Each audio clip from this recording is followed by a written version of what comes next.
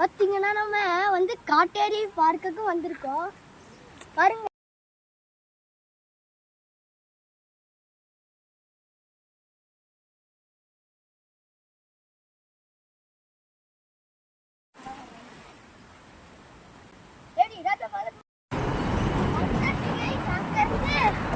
வந்து எல்லாம் வழியெல்லாம் கூட்டி இருந்தனால நம்ம இங்க வந்துட்டோம்.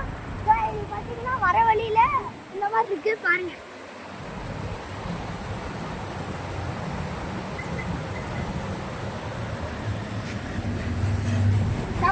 நினைக்கிறேன் பாருங்க, இங்க